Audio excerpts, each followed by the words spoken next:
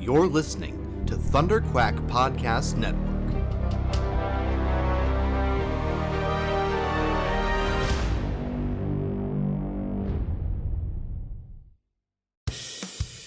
This is the Thunderquack Podcast,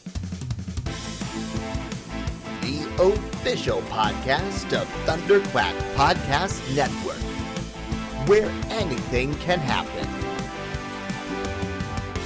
So strap yourselves in and hold on to your butts.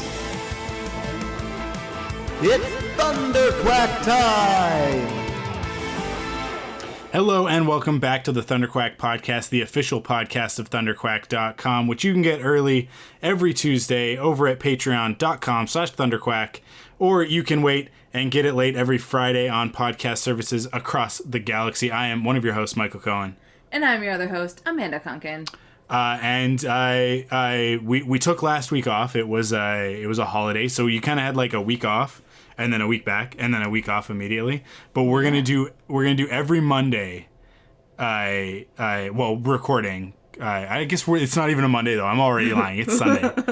We will record every week the month. Every week of the month of August. And then immediately take a week off the first week of September because I have a wedding to go to. But it's also Labor Day long weekend, I feel like. It is also a long weekend, yeah. Which is both an American and a Canadian holiday, so fun for both sides. It's true. It's true. You can have lots of fun not going anywhere and not doing anything because it's still a global pandemic. Yeah. It's still some people are not acting like it. It's really funny because you see America kind of pretending like, certainly in policy, when it comes to policy, acting like everything is fine, like everything's okay. And what I see is like the rest of the world that handled it, right? That like put measures in place and flattened the curve effectively. And really educated the people and got everybody on board with all of this stuff, social distancing and whatnot. They're all, like us included in Vancouver, maybe we're being a little bit too casual with it, but BC lost its status of actually we watching did, yeah, this last week. Everybody decided to come visit us. Anyways, but I think like America saw everybody else like kind of resuming some normal activities and went like, no, us too. And it reminds me of that scene in Friends when it's one of the episode openers and it's Rachel hates it when people touch their eye. Oh. And Ross is like, yeah. And then everybody's like going around going like, oh yeah, I love the king and I, and touching like Chandler like touches his eye. And then Joey comes in and he's like, me too. And then he's like, and Chandler goes, you poke yourself in the eye. It's like, yeah. He's like, I got too excited. Yeah. And it's very much like America is Joey. Where it's like everybody else was like, hey, so, I think we can open schools back up in September. And America was like, yeah, us too. And it's like, no. Yeah. We shouldn't even be doing it. I had an awesome We probably chat shouldn't. You're right. My friend who is a teacher who actually moved from Alberta back to BC this right at the start of the pandemic. Not because of the pandemic. She came, she was like, I've been teaching in Alberta for 10 years. I'm going to leave my job in February of 2020 and move to British Columbia to start a new teaching career. It's like what could possibly go wrong? Right? And so, but it's been eye-opening for me to, I'm not paying attention, right? Because I don't have kids and I'm not a teacher. So I like the school system. But it's like a lot of stuff where she's like, they should do this and this and this. And I'm kind of like, how are they not doing that? Everything that you've just said makes so much sense. What are they doing? So it's like there's a lot of stuff too that I'm starting to also it was a thing where she was like, you seem to be good. You're seeing people. Because my sister came down with her friends yesterday to Penticton. And so I went and met them and they went to breweries. So I went with them. And she's like, oh, you're doing stuff. I was like, dude, since March, I went to one patio with my parents when they came down to see me, And then 3 patios yesterday with my sister's friends. But I'm like, yeah, it's like I'm starting, like, that wave is catching on where you're like, well, people can go out. And I'm like, well, it's all outside. And like people, but people aren't wearing masks here. But if I wear a mask, people like avoid me, which was like a thing. Like we went to a patio that's in the hotel because for some reason the most famous restaurant in this town is inside a freaking resort.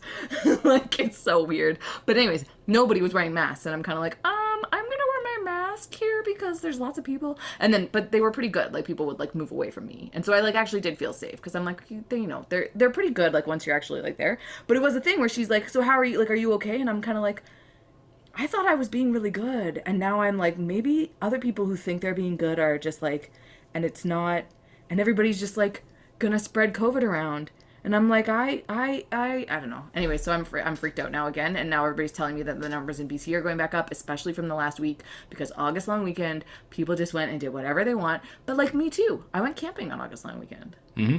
Now it was for 22 years, I've been going to the same campsite with the same family, and we didn't break the tradition. We went and we all had our own cabins and we had our own outhouses. It was quite lovely. They were actually really good. Like shout out to Headwaters Family Camp in Princeton. They are in Peachland. They did like an awesome job of trying to like make sure that everything was really safe. But it's like, but I still did it. I still went camping. Still. Yeah, I mean, like 3-4 weeks ago, we were flirting with the idea of getting it under 100 cases. Right. Yeah. And we are, this is the last statistic, 386 active cases right now. So we've basically gone up 100 cases every week. And it is the weekend right now, which means that they haven't reported in a couple of days. Yeah. And we'll get a batch on Monday morning. Mm-hmm. And guaranteed that'll crest 400, probably get close to 450. I'm saying we just booked the hotel today, and we're supposed to go to Kelowna, to where near where you are, to go to this wedding on Labor Day weekend. And I've said to Crystal, I'm like, be fully prepared to cancel those plans. Right. Because like right now it's like, okay, you can have a gathering of 50, but how much more out of hand does this need to get before they say you cannot have gatherings of 50 anymore? Yeah.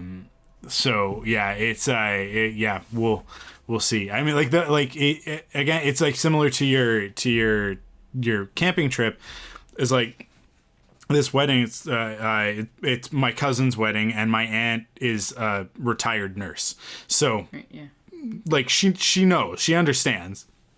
And it is limited to 50 people. Like, it's going to be a very small wedding.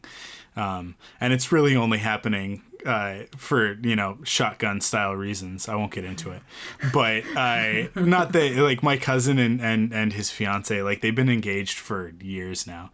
And it's like they don't care about any of these external reasons. But the older generation can't handle the youngins with their casual attitudes about marriage, because we don't. Why do you get married? You got all the same legal stuff that you got to deal with, and now my friends have to get unmarried, and it is way harder to get unmarried than it is to get married. Yeah. I guess divorced is the word I was looking for there. But Divorced is the word. But anyways,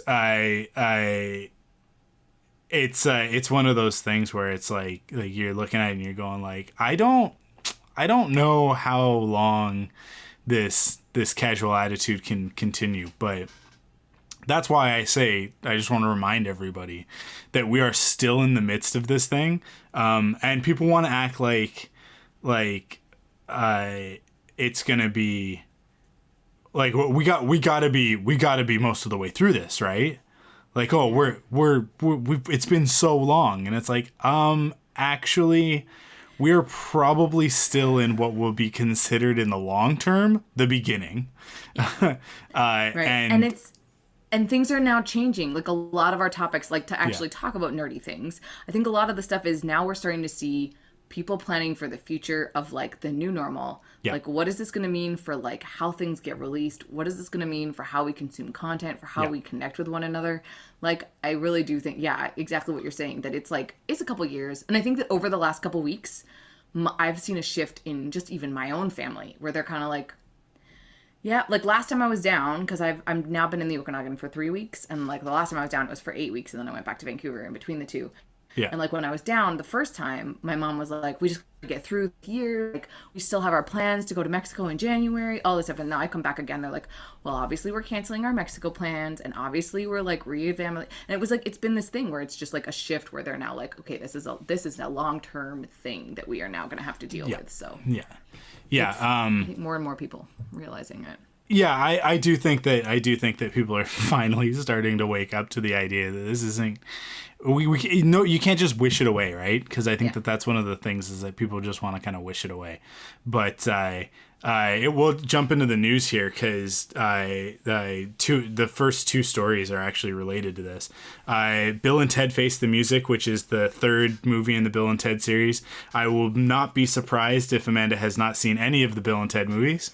I haven't. No. Sorry. Have you watched the animated series?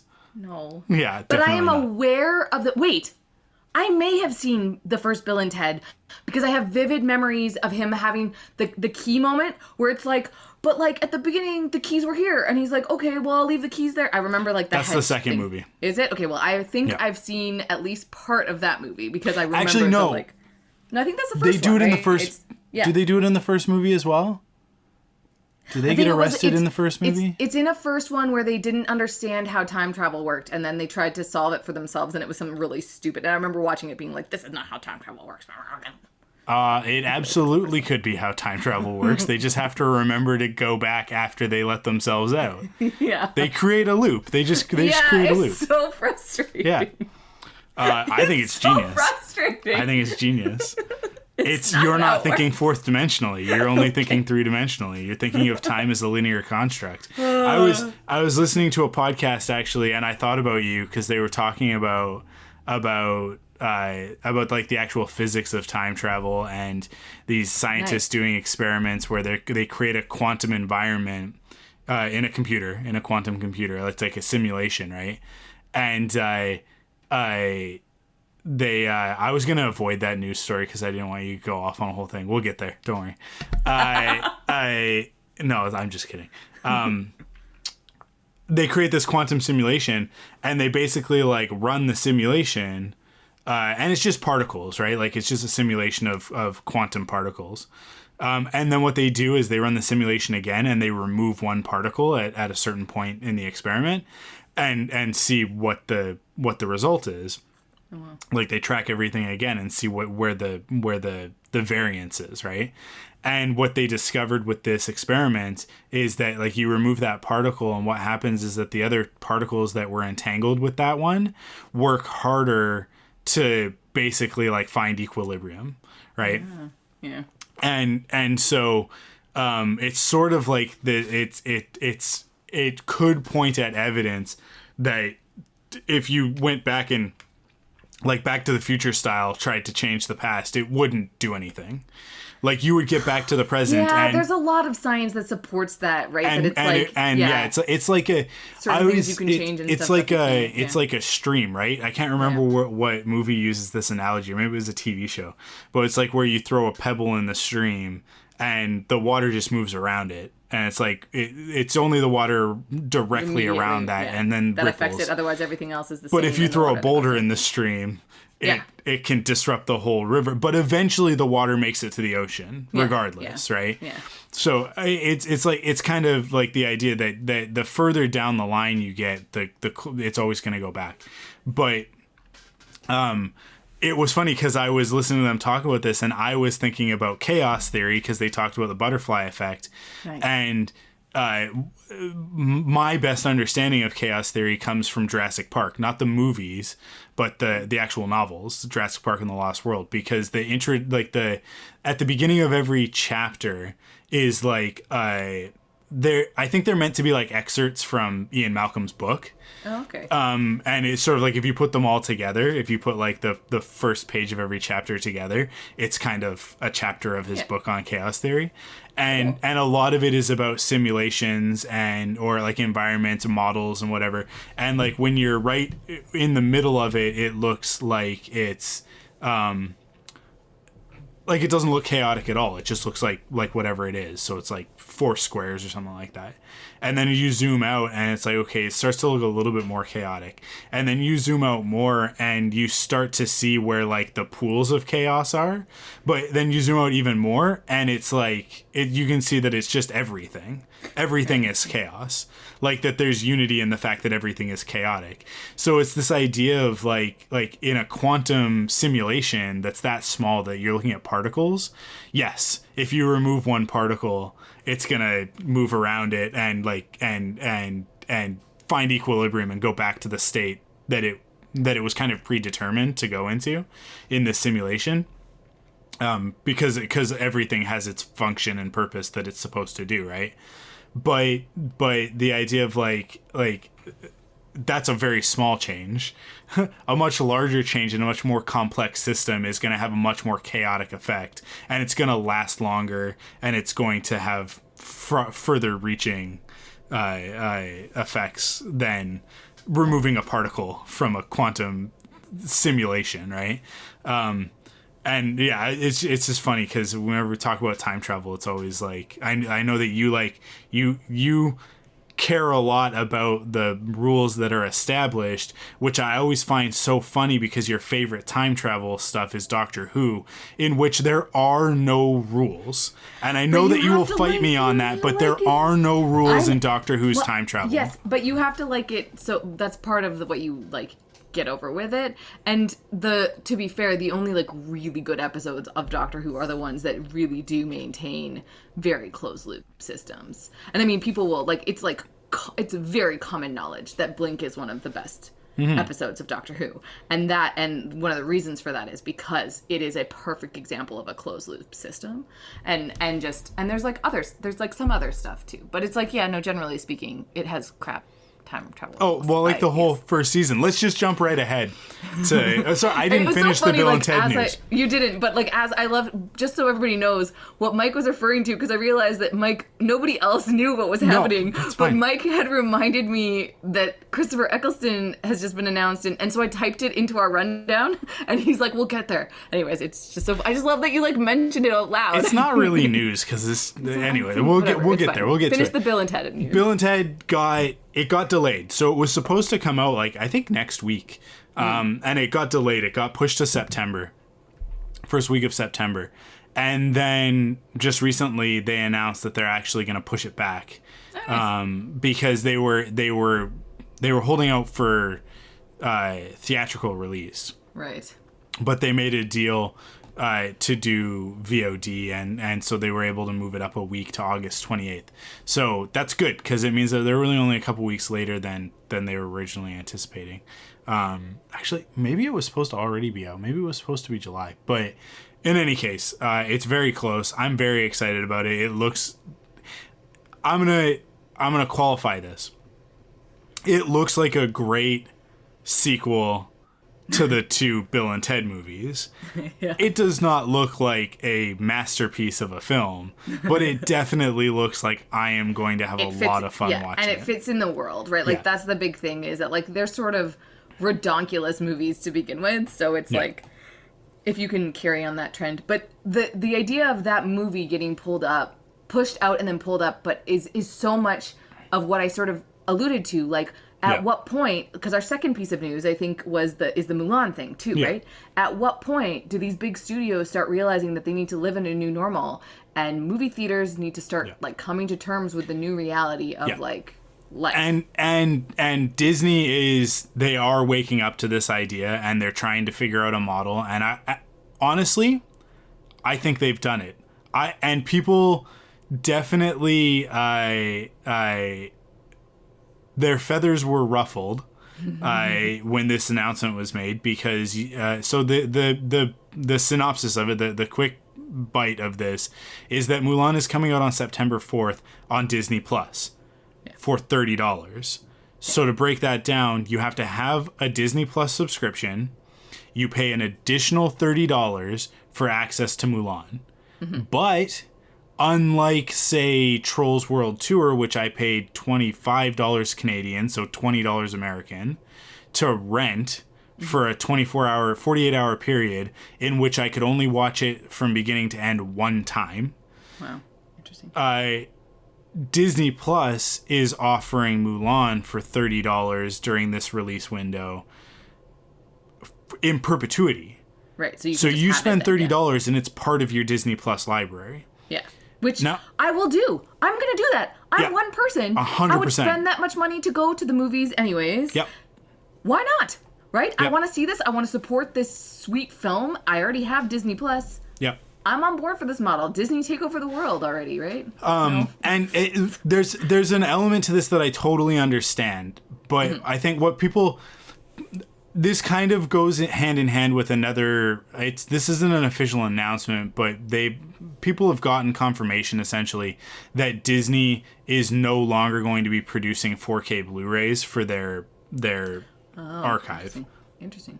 Okay. So what that means is that, like, if you want a copy of Aladdin from 1992, I think, no, 93 is Aladdin, then you won't be able to get it. Like, they're not going to print new Blu-rays. Oh. Now, people get upset about that because they go like, well, but what if I want to own the physical content? Because what Disney wants you to do is to go get Disney Plus and give them, $70 a year or $12 a month in perpetuity, whatever way it breaks down. They want to own that access to it, which is legally their right. So from a legal standpoint, there's nothing wrong with this. From a moral standpoint, they also own the content and they own the distribution channel. Yeah. So I personally don't see any problem with it, and I'm happy to pay them a small flat fee, a very small flat fee, honestly, when you look at it over a year, it's less than the cost of 3 Blu-rays. Right. For the service in perpetuity. Now,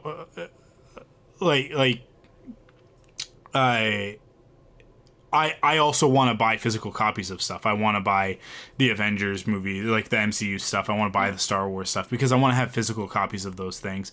A, for my collection, and B, because what if the internet's out? What if they decide that they're going to start putting stuff in the vault? I want to have access to those whenever I want them, right? But the other part of this is you guys have nothing to complain about. You're not buying Blu-rays. That's why they're doing this. These decisions are not based on we want to force people into an ecosystem, because if you look at the way that all of these companies operate when it comes to the streaming stuff, they are terrified to go solely digital. Yeah. Because it's not how the model works currently. Yeah. But people are proving with their actions that that's the direction they would prefer it to go. But it's one of those things where it's like you don't know what you got till it's gone sort of thing. And people are they're gonna get upset and they're gonna get bent out of shape because they think they're losing something that they care about. But just to take it one step further, physical media is not gonna die entirely. I highly doubt that it will. I think that there will always be players and stuff like that. Like there will always because Sony, all these companies, they have patents on stuff. They want you to spend money. Yeah. They make a lot of money off of that stuff. Besides the PlayStation, the Blu-ray and HD Blu-ray patents are the only things that Sony is making money off of right now, because their electronics division and their movie divisions are not super successful, except for Spider-Man. But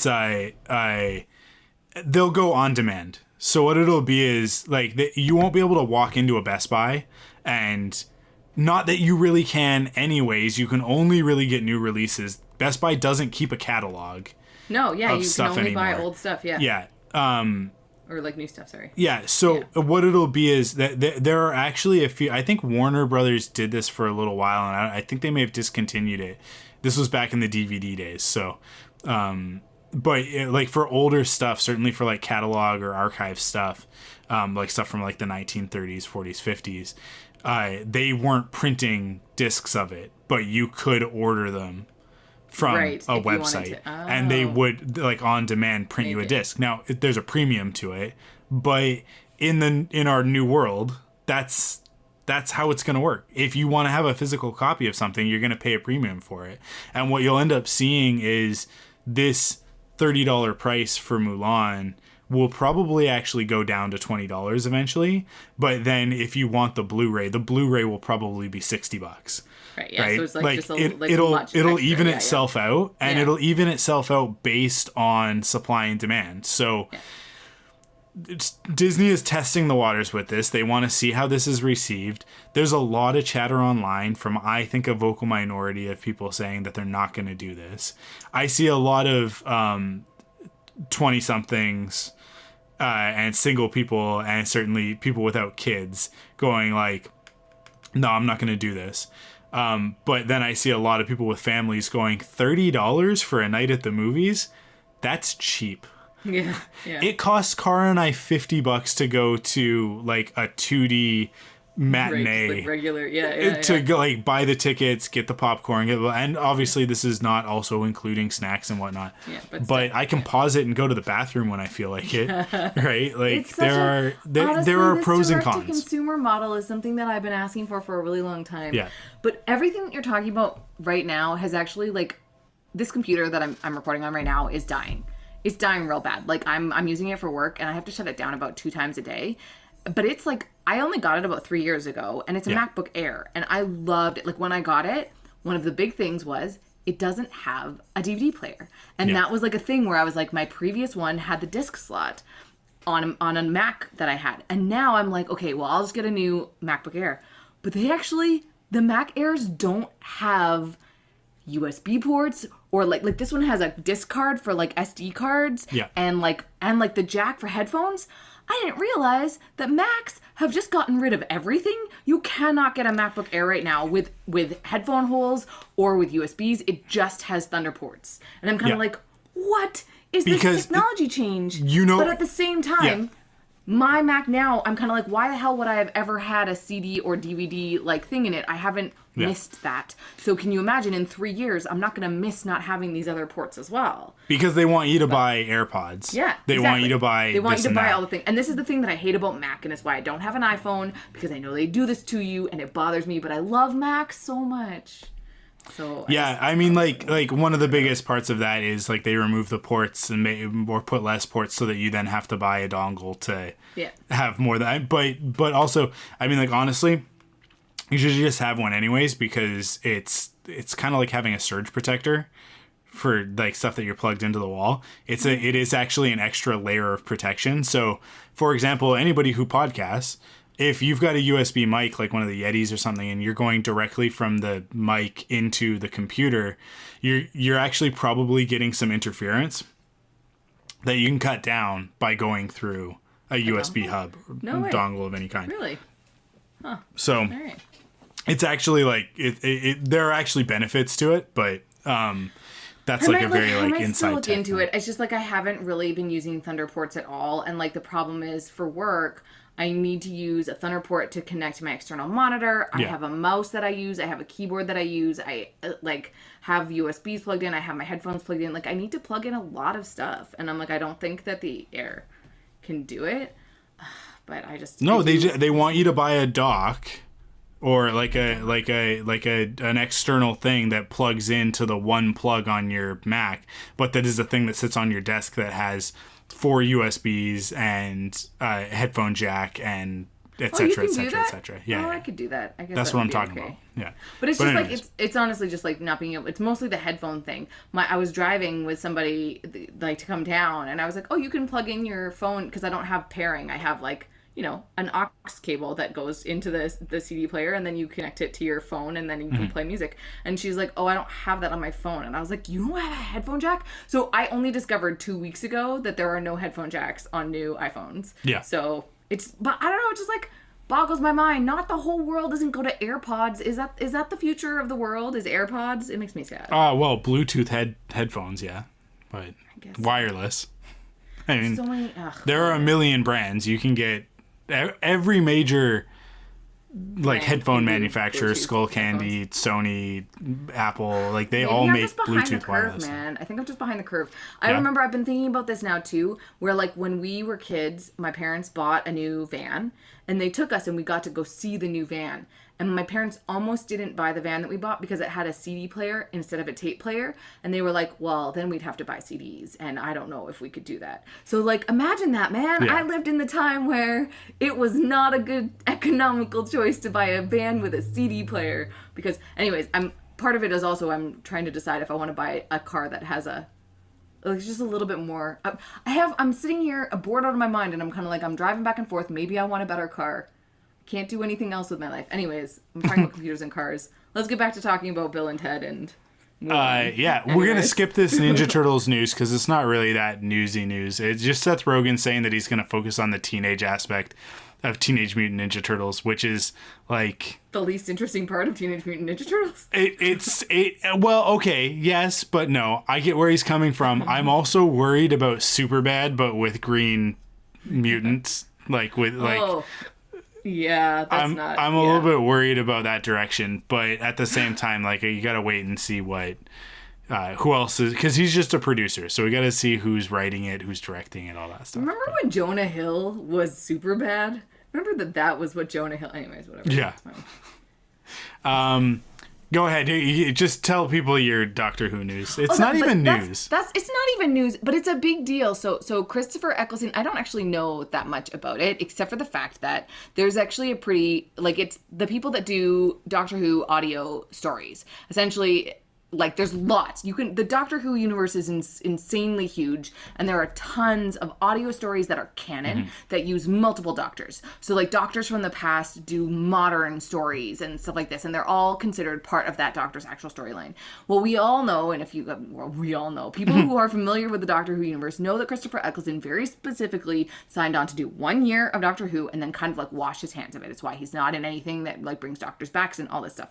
So it is a pretty big deal that he has decided to revisit a character that he essentially has, ever since he played it, kind of like washed his hands of and sort of been like, I wasn't the Doctor, right? And so it's like a thing where it's like he's coming back to do some audio stories, and that's a big deal. Yeah, well, I love Christopher Eccleston. He's one of my favorite Doctors, and I just love him as an actor.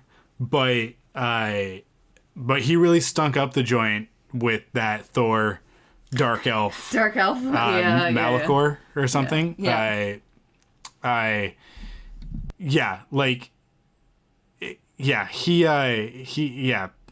was not a good look. To be fair though, I liked him as the Dark Elf. I just think that whole movie was weird. I would say that his performance was a little bit less than exciting. I don't know that he did anything interesting with that character. I think that it was very like cookie cutter, by the book, bad guy sort of thing. So I don't know. I think his star has been falling since that decision, and that's why you see him coming back to Doctor Who. Because Maybe, yeah, he hasn't not done for the that money. much I don't stuff. think that he cares about the money. No, I think it's just like to be back on people's radar. But and I think stuff, that and- like because he did that, and then he did did he do? Yeah, he's in G.I. Joe as well, isn't he? Yeah. I'm pretty sure he I did don't know. G.I. I Joe. have no idea. I haven't. I pay very little. I pay very little attention to him. I think he was one of the bad guys. know what he was the last Vamp for me. Talk about. Well, I'll talk about Doctor Who. the good connection between Thor and other stuff that we are watching is Colm Feore, I think that's how you say his name, who's the ice, like in the first Thor, like the Ice King or whatever. Yeah. I don't know what he is, but he Laufey, Laufey, sure, yeah. the king of the Frost Giants. Yeah, King of the Frost Giants. Is Hargreaves in the Umbrella Academy too, which I feel like we're gonna talk about, or in Umbrella Academy as well. And I just like him as an actor. And he also like is in this Canadian classic film, Bon Cop, Bad Cop, which I absolutely love. And for people that aren't familiar with this, it's like a film that's half in French and half in English, because it's about a French cop and an English cop that have to work together because there's a murder that takes place across the Quebec and Ontario border.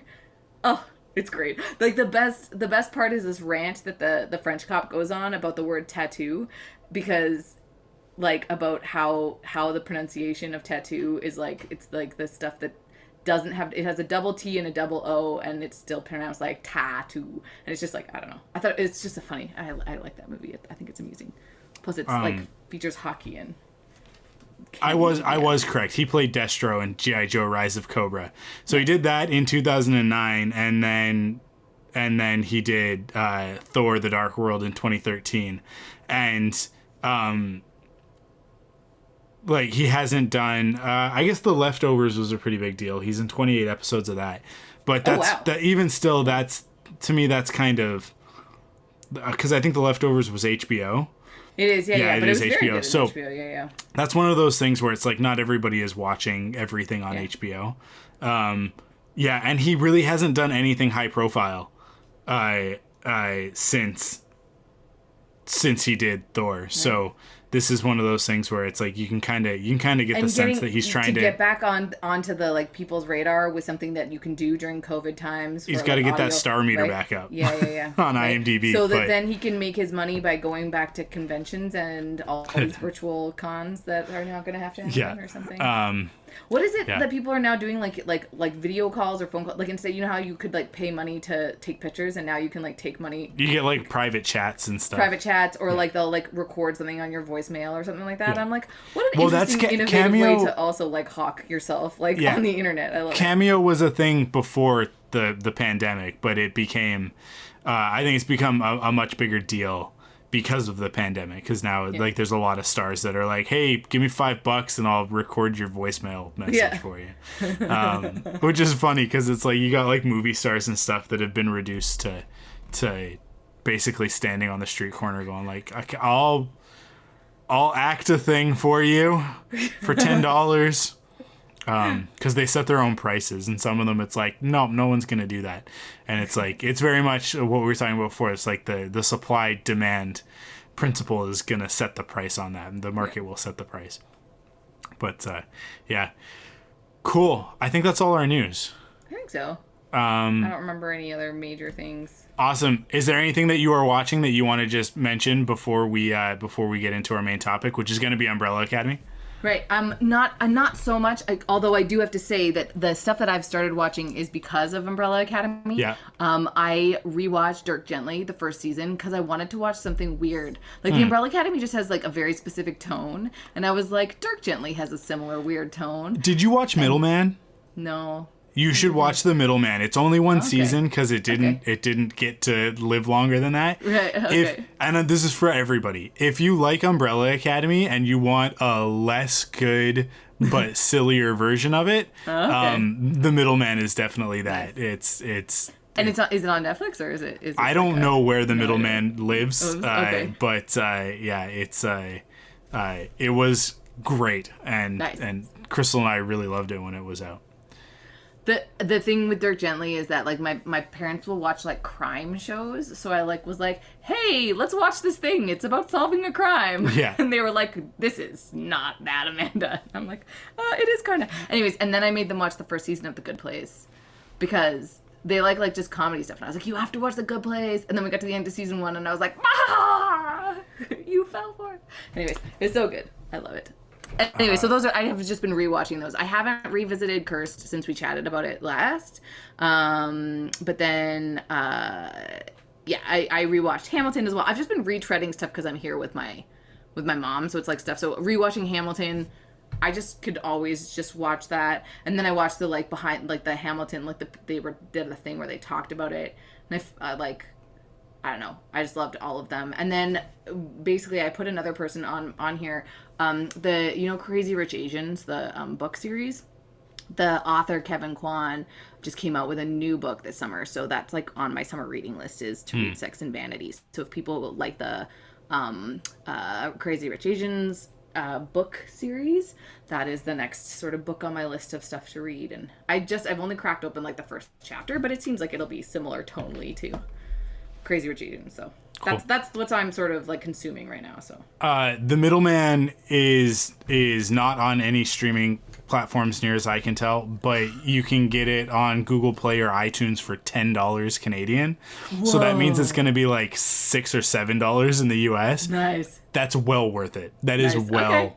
worth Okay. it. Cool. Oh, you just reminded me of something that I was going to say about Disney Plus and Yeah. owning stuff. I am willing to pay money to watch Tower of Terror. Like, it's a Steve Guttenberg, Kristen Dunst movie from the 90s that I just remember so vividly, and I can't find it to save my life. Like, I wanted to watch it last Halloween, and I was like, Yeah. I will pay money. You just tell me where I need to find this. And I'm like, who has the rights for that? It's clearly a Disney movie. Why is it not on my Disney Plus? Where is Tower of Terror? Where does it live? Who owns the rights, and can you give it back so that I can watch it, please?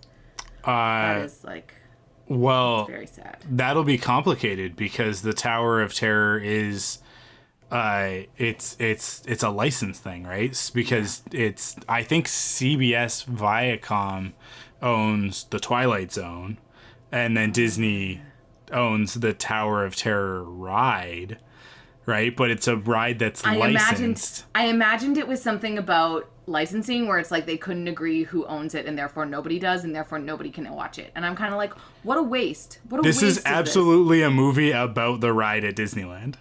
Yes. Okay. This Is it actually about the ride at Disney at California Adventure? No, it's about like a it's real like the story. It's the Yeah. story of how the Tower of Terror is a scary ride at Disneyland. From 1997. It's about five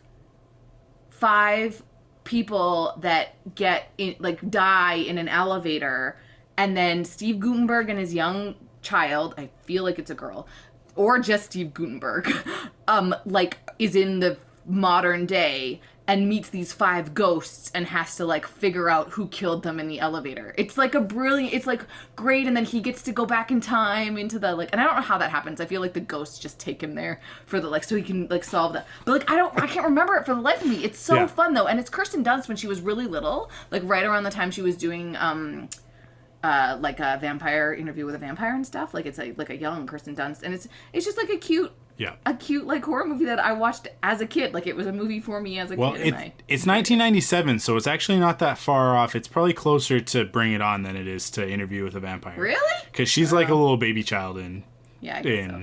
That's Interview with a Vampire. That's because that's like early 90s. That's got to be like 93, 94, 95. 95 at the latest. But cool. Let's I didn't say what I've been watching. Yeah. Not much, as usual, because I've just been playing video games, continuing to play Ghost of Tsushima. But I did watch all of Umbrella Academy. I made that a priority. Nice. But then tonight, actually, before recording, we watched Dora and the Lost City of Gold, which is Dora the Explorer. It's like the live-action Dora the Explorer movie. And I don't know why, because I hate Dora the Explorer. Like, it's one of those, like if I'm gonna watch one of those with the kids, we're gonna watch Blue's Clues because it's at least like it's got catchy music and whatnot. I find the music in Dora to be like really obnoxious. I mean, it's obnoxious in Blue's Clues as well, but we don't watch any of that stuff frequently. We usually are watching Paw Patrol and Mostly and that sort of just thing. Paw Patrol, yeah. But but those are like actual narratives, right? They're not like preschooler shows of like, hey, let's learn about words. Yeah. This is an apple. Can you say apple? Like there's like a million shows that are like that. That pretend like they're educational when it's like this. No, this is stuff that a child learns by being in the world, not by sitting in front of a TV. If they're going to sit in front of a TV, they're going to learn about narrative and crafting story. That's my opinion on it. But I hate Dora. I can't stand Dora, the Explorer. But I don't know why I had like this feeling about this movie from the trailers, because going to a lot of kids movies, we saw the trailers a lot, and I was like, they're gonna like subvert expectations with this movie. Like it's very much gonna be thumbing their nose at the fact that it's a Nickelodeon live action movie based on a preschool cartoon show that every episode has the same plot, and they're less than 15 minutes, right? Yeah. But we're gonna turn this into an hour and 45-minute movie, and I was not wrong at all. The whole movie it's an Indiana Jones movie for kids, so it's very much like in the vein of like a Spy Kids sort of thing. Oh yeah. I love Spy Kids. Which the Spy Kids movies are fantastic movies for kids. I mean, they're just great movies. They're so weird. Oh man, they're so odd, but they're just like fun adventure movies for the whole family, quote unquote. And this is very much in that same vein. But like for someone who doesn't like Dora, there's a lot of making fun of it. Like at one point, there's a character in Dora called Swiper, who is a fox that will always, like, the thing that they're like looking for, it's because they have the map and they have to go find the thing because she's an explorer, right? So Swiper always gets there first. He always swipes it, and then the kids are supposed to yell at the screen, "Swiper, no swiping," and then he stops and goes, "Oh, okay, here, I'll give it back." And it makes the kids think that they're interacting with a TV show, even though every episode is exactly the same and the same thing always happens. So you're in this reality of this movie where like it starts off and it's very like the opening, she's a little kid, and it's very much like the show but in live action, and there's a CG monkey and her backpack talks, the map talks, and Swiper is there, and it's all like very much the cartoon show come to life. And then it stops, and it's just Dora and Diego, her cousin, sitting in like a cardboard Jeep. Aww. And it's like, oh, like they're making believe, right? Right. And then it cuts to 10 years later, and Diego has left. Like he moved to the city, he moved to Los Angeles, and Dora stayed in the jungle with her parents, and she's like not grown up. Like she's totally like out of touch with reality. And she still talks to the monkey, and she still sings about what's in her backpack and all this stuff. But then when the movie starts going, out of nowhere, these bad guys are like trying to track them down or whatever, and get her backpack because it has the map that the bad guys need in order to get to the lost city of Gold first. And Swiper comes out of nowhere, and he's like working with these mercenaries. Oh jeez.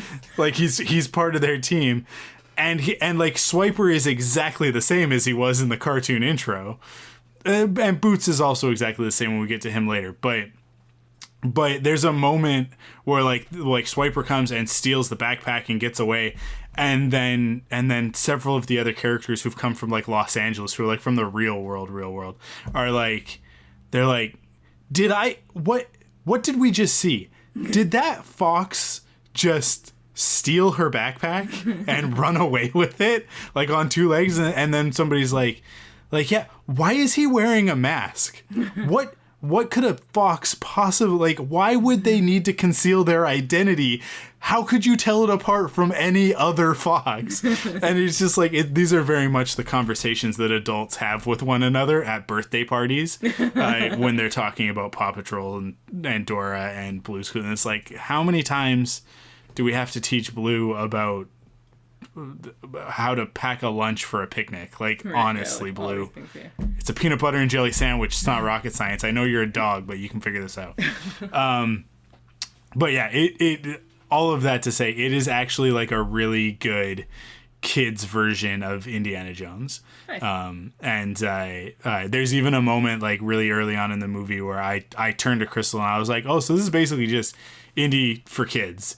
And like Dora turns around a corner and goes into this temple, and the music cue is it's like just a couple notes off of the Ark theme from Raiders of the Lost Ark, and I was like, yep, there it is. Like that's exactly what they were doing. They were like, let's make this an Indiana Jones movie, but but for kids, because it is very much like they know where to get the thing and the bad guys want to get the thing, and it follows all of the formula of an Indiana Jones story, which other movies have obviously ripped off as well. But it's if you got kids and you haven't watched it yet, I highly recommend it. Right on. So cool. Let's take a break for ads. And pay the bills, as they say, unless you're on Patreon, over at patreon.com/thunderquack, where you can get the podcast. You can get it early for $1. You can get it ad-free for $5, or you can get the extended edition, the uncut version, for what am I at? $10. And then if you are a crazy person, like the two people I'm about to name, you can be a Patreon producer for $20 a month. Like Brian Murawski and JJ Samuel, who are the best and our favorite because they support us at a ridiculous level. Like they're paying double what people pay for the uncut just so that we say their name on the podcast. Doesn't that seem absurd? It seems absurd to me. I don't know. I like them for doing that, so that I can I do as well, but. Hey, we're about to talk about Umbrella Academy and the fact that it's one of my favorite TV shows of all time, and it's about as absurd as it gets. But thank you to everybody who supports us over at patreon.com/thunderquack at whatever level you support us at. You're all amazing. Yes. And thank you to everybody who's just listening. You're also pretty good. Okay? Look, I like those download numbers. Download numbers are important too. Yeah. They are for sure. And listening to the ads and supporting us that way is definitely still a way to support us. And of course, it doesn't cost anything for anybody to go to their podcast service of choice and give us a rating and a review, which I usually say at the end. But just in case you always skip the end, there it is in the middle. With that, let's go to the ads and we'll be back to talk about Umbrella Academy. Okay, Umbrella Academy. That's our big topic. That's what we're going to talk about. There's not really much to preface it with. It's the second season, so hey, real quick, if you haven't watched the first or second season of Umbrella Academy, now would be a good time to stop the podcast, go watch those shows because we love them. Yeah. Well, that one, it's a show, those seasons, because it's fantastic. It's a great show. And I highly recommend staying up till 3 a.m. to finish them because that is what I did as well. I very nearly. Yeah, you got to the third to last episode, right? And you just kept going. Yeah, and then well, no. I couldn't. It was like 4:00 in the morning by the third to last episode, and I was like, I have to turn it off and wake up the next day. And then I had a real rough next day, but I watched all the rest of them as soon as I got up. But yeah, go do that before you listen anyway. Go watch the rest of it. This is going to be heavy spoilers. Heavy spoilers. I don't know specifically what we're going to get into with it, but just like there will be no holds barred is the term. But we're gonna talk about both seasons, really. Everything. Yes. Yeah. So I didn't realize, but I guess Umbrella Academy on the internet is like a controversial thing of like some people love it, some people hate it. I didn't know that people hate it. I don't understand because it's so great. It's so great. I tweeted midway through the season, I don't care what other people have to say about it. Like, this is very specifically exactly what I want from genre TV. Yeah.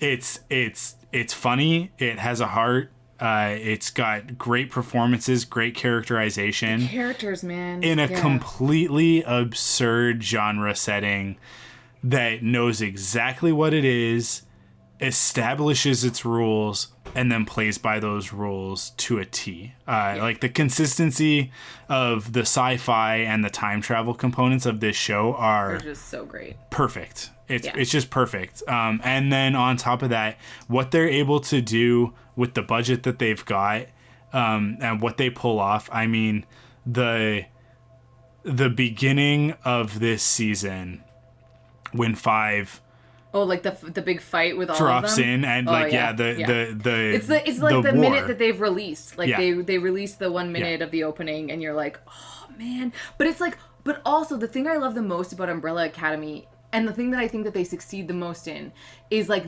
when they all come together. That's when you kind of are like, this gets going. So for them to start with what we want, like having them all there and all together and fighting and being really cool and badass, and you're like, this is what the show is.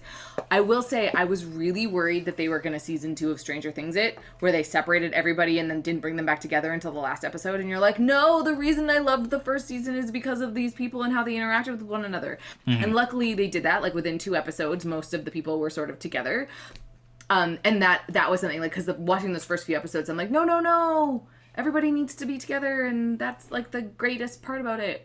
But being able to start with that team, like, that was pretty cool. And I will say, the one thing, there are so many inconsistencies in how the time travel is dealt with in this season. I didn't even care. Like, I sort of like just like was okay with like all the craziness that happens and some like logical fallacies and just so many different things where it's like, well, what with Ben, like I don't know, it's just there's so many things that are different. No, go into it. What's your issue? Because I don't have any issues with the time travel. You don't? No. 5 from the past knew that Vanya caused the apocalypse in the first one and got sent back anyways. It creates a paradox. Because then they don't exist. Even though he went back at the same timeline, the first season wouldn't have happened. So it's like that's sort of like a thing where I'm like, why did he have to know that Vanya, like if they hadn't, there was a way but that that's they the end could of the have season. closed that loop. No, but that's the end of the season. What's the end of the season? Is that like it doesn't matter. It's irrelevant because the whole point of the last episode and the last like 10 minutes of the final episode of this season is that although they removed themselves from the timeline, they left pieces of themselves behind, right? Vanya in particular with Harlan, right? Because right. Harlan has her powers. Yeah. And so those powers, which don't get introduced until what year is it that they were born? 87 or 89 or something like that? Yeah. Existed like throughout. They existed in the 1960s. But what I mean is it creates a different them. Like, it actually creates an alternate reality as opposed to, like the 5 that goes back, the old 5 that goes back. Except that they're outside of it, because it's not Back to the Future rules. You don't get erased, right? Like, it's closer to... No, that's what I mean. It's alternate reality world, right? So, yeah. like, that 5 going back, knowing that Vanya stopped was the reason for the apocalypse, created a different timeline. But that timeline doesn't exist by the time that we get to the end of the season anyways. Because of the stuff that happens with Ben. And you realize, And so that's my big thing where it really throws my brain off is like, what's going to happen? Like, what's going on with the time travel rule? But that's exactly the point. And that's exactly what that final scene of the season is that they get back. And I'll tell you exactly what's happened already. What they did by interfering, particularly with Hargreaves' timeline, is that he has different. It's not the Umbrella Academy; it's the Sparrow Academy, and it's different kids except for Ben. Yeah. He's the only one. Because Ben wasn't the one. He didn't know that Ben existed. He would have taken Ben anyways. Yeah, right? Yeah, Because Ben, it's a completely different group. Yeah. Because he would have specifically avoided the kids. Like, I'll actually be really curious if there's a black guy, because there wasn't a black man, and there's a Spanish girl. Like, it's like he knew the races of the kids that were in the Umbrella Academy, and I feel like he mixed it up. Because I'm like, how do you know if you don't name them? That's also just, it's like a thing that I'm anticipating bothering me about the Sparrow Academy, is I'm like, how would he know that wasn't Vanya? And I'm like, it would only happen if he could tell where he got the kids from, like, racially. Yeah. So anyways, well, I don't know. he is Sir, it's Reginald, right? Sir Reginald Hargreaves. And therefore I have full faith that he would be able to deduce from the interactions that he had which of the children there, if that's his goal. I don't think that it's going to be a concerted effort. I think it'll just have been that he got coincidence. Oh, that not coincidence, but like because they modified things, because they altered things. So what you're going to end up with is, I think we'll discover that Harlan, that his powers develop as he gets older. He may have become a supervillain of some kind. We don't know. It kind of points in that direction at the end of the season. But you really hope that it's not that case, because villainizing people with disabilities is probably not a good thing that the series should do and lean away from. Yeah. Okay. It depends on how they handle it. So like that's one of those things where it's like I don't want to because the flip side of that is always making people with disabilities the cripple with a heart of gold sort of thing, right? Yeah. Like the kid from Christmas Carol. Like Timmy? Yeah, or whatever. Yeah. You know what I'm talking about. I know. Right? What is his name? The Scrooge. Like, you're talking about, like, Scrooge, right? Yeah. Is his name Timmy? I feel like it's Tim. It's Tiny Tim. Tiny Tim. There you go. I was like, not Timmy. Totally it's Tiny forgot Tim. This, like, classic character. I really hope that people listening to us sometimes just yell into their, like, just yell. They definitely And are do. like, Amanda, you... Part of the fun. Like, okay. It's part of the fun. I was right there with you on that one though, because I was like, it's Tim of some kind. Tiny Tim, because like that's the trope, right? Is the idea of like, it's very specific in Scrooge, and I think that's one of the reasons why it works in that instance, because it is very much the whole point of that story is that Scrooge has everything and is still a Scrooge. We have a term based around the way that he behaves, because it's such a great example of that. And then Tiny Tim is meant to be the counterpoint to that, of like, here's a child with absolutely nothing who still manages to have hope and experience joy, right? To teach Scrooge a lesson. So like that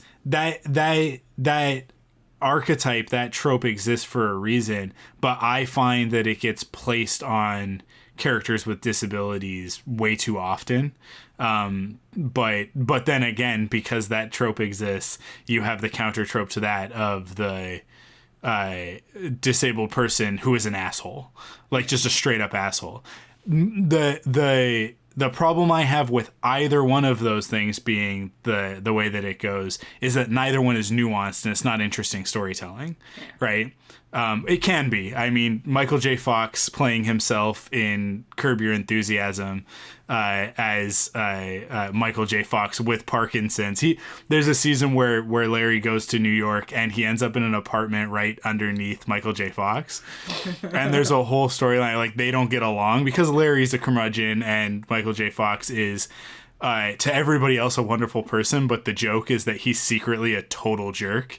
But like no one, like anybody who knows won't call him on it because of the Parkinson's. Michael J. Fox. It's so good because he's in on the joke, right? Yeah. And Larry doesn't suffer people in that way, right? So he's like calls him out on it. He's like, you're just doing this because you know you can get away with it. And it's always like, how dare you, in front of other people, but then in private he's always like, yeah, and no one's gonna believe you, like that sort of thing. So that's a good way to use it. I wish I could stomach Larry David stuff. I think I'm the only person on the planet that can't watch Larry David. No, there's a lot of it. Crystal doesn't like Curb either. Because I get why it's funny. Like I get it, but it just like to me is like, I totally understand why people would not want to watch Curb Your Enthusiasm. It is like it spiritually feeds me. His but I think that is it feeds the spiritual Jew inside me. That needs to gripe about people and not waiting in lines and which what we're speaking of right now, you might be particularly qualified to talk about. That a lot of the things that people are talking about is the handler using Yiddish and the idea of like painting like Jewish people in a negative light in film. Like, is that something that you're aware of, that conversation online? Specifically about this show, no. Yeah, about this show. There's a lot of people with Jewish backgrounds that are actually quite upset with the treatment of the handler, and like if she is the only Jewish representation and is a bad guy or whatever. Again, I'll go back to what I'm saying about like if Harlan ends up being like growing up to be a villain or whatever. If they are played as cartoon villains, like mustache twirling stereotypes, and I personally feel that unless you're bringing the racial stereotypes into the character and making that a part of why like they're a villain, right? Like, for example, saying that a black person steals stereos, that's like that, like, and that's why they're a bad guy, right? Like, that's their villain origin story, is that they stole a stereo or something like that. It's like, that's a harmful stereotype. It's a cartoonish stereotype. It's willfully ignorant. All of that stuff, right? Yeah. To me, like, that's where you cross the line. Yeah. If you made a black person the bad guy, like, let's say in the movie Unbreakable, where Samuel L. Jackson plays Mr. Glass, who turns out to be a supervillain, no one's like, this is really painting black people in a negative light. And the reason why they're not saying that is because he's not a stereotype of those things. He's not a stereotype of blackness, right?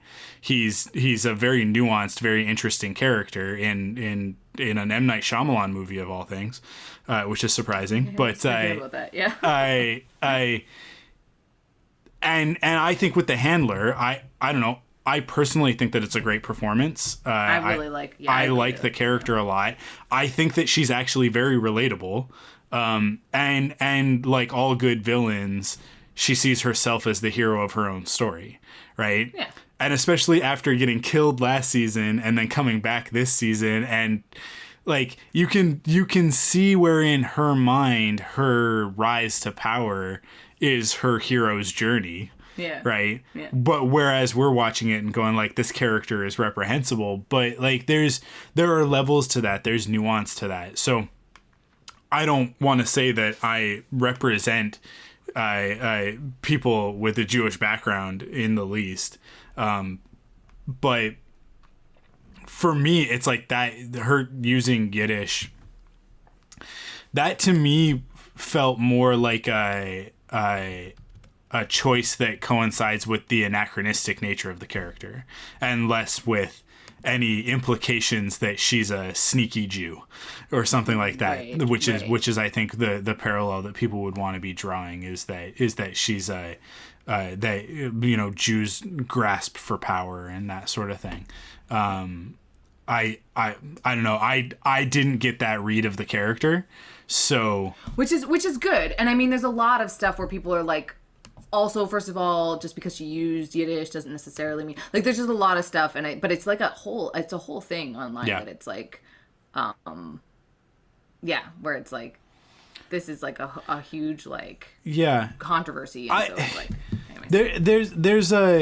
There's an element to that where I think that people specifically, because I have a different perspective on it because I wasn't raised in definitely like the first 10 years of my life I was in a bit of a Jewish community because our like the school that I went to was very there's a lot of Jewish kids. And Steve Blackman, the series creator, apparently is Jewish, so he's that's probably where a lot of that stuff's coming from, is that like I would bet you anything that a lot of it is characterized off of his own mother. Right, and it's like, he's like, I didn't create an anti-Semitic character in my show. Yeah, like it's like where he's like, she used Yiddish, sure, like, but it's apparently, and that's what the thing is like, Yiddish like, is Yiddish. Someone who was raised in a very Jewish community, very like surrounded by other people with that background, which I mean, like when I moved to Penticton, it was like that was like removed, like it was a novelty that I was Jewish in Penticton. So like in fact it was a source of frustration for me because I was like ridiculed for it a lot of the time, but it was the butt of a lot of jokes. So I'm sensitive on that sort of stuff when it's the butt of a joke, for sure. But like the appropriation of using Yiddish for a character who isn't necessarily Jewish, right? Because I don't know that she necessarily reads as Jewish, and like she's just called the handler. We don't have a name, so it's other than the way that she talks or behaves, we don't have any other indicators of a nationality or anything like that, or cultural identity like that. But if you were raised in that sort of a community, I could see how you would have ownership over Yiddish terms. But I'll say, as somebody who is both like sort of a toe in that community and then the rest of me out in the rest of the world, Yiddish is a thing. People say chutzpah. They don't say it properly. They say chutzpah, right? But like people say words. They say, like you got some schmutz on you, right? Like these are Yiddish words, and if Captain America turned around, like if Chris Evans as Captain America turned and went like oh hey, you got some schmutz on your face, I would attribute that to the fact that he's from 1930s New York. I wouldn't go like, wait, are they trying to make Captain America Jewish?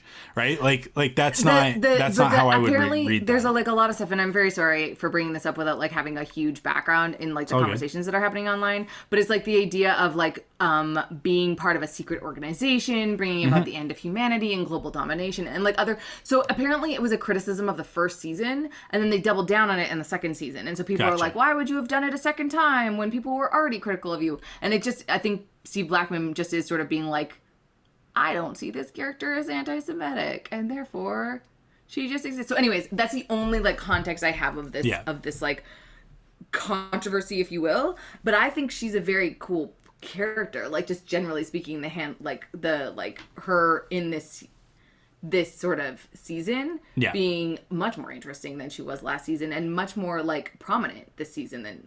Like, I know she was sort of prominent last season. I would say that if that's a criticism that people had of the character in the first season, where she was a little bit more of a straight up villain, this season humanizes her. Yeah. Right? And it's like in the ultimate goal of showing what a monster she is. Yeah. Right? Yeah, By the end of it. Yeah. But that's where I'm saying like there's nuance to it, right? Yeah. And I think that with a lot of these sort of triggered cancel culture conversations of like, well, that's it. You're coding that character as this because you're trying to make this message or whatever. And it's like, okay, first of all, intent is important. It is important. And there are a lot of articles that you'll read online that say that authorial intent is irrelevant. And it's like, no, it's not irrelevant.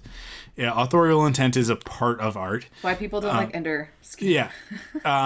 It's not the entire point of it. So if the intent is not coming across and it's overtly coming across as this other thing, then that's something. But I would say that that humanizing that character, bringing that character into a more rounded version of themselves is Stephen Blackman like actually addressing that in the proper way. And it's also like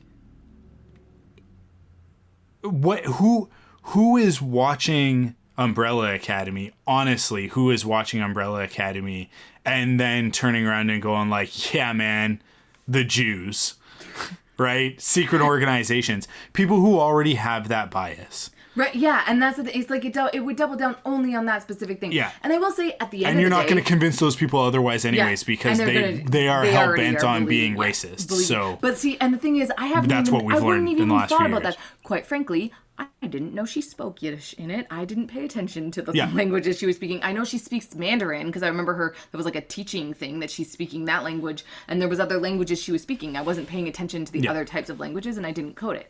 Now, it would help if there was more Jewish representation all over the place, because then you wouldn't... But that's the whole thing that happens, right? Where it's the same argument that you get into with autistic representation, right? It's like either the thing the show is about or...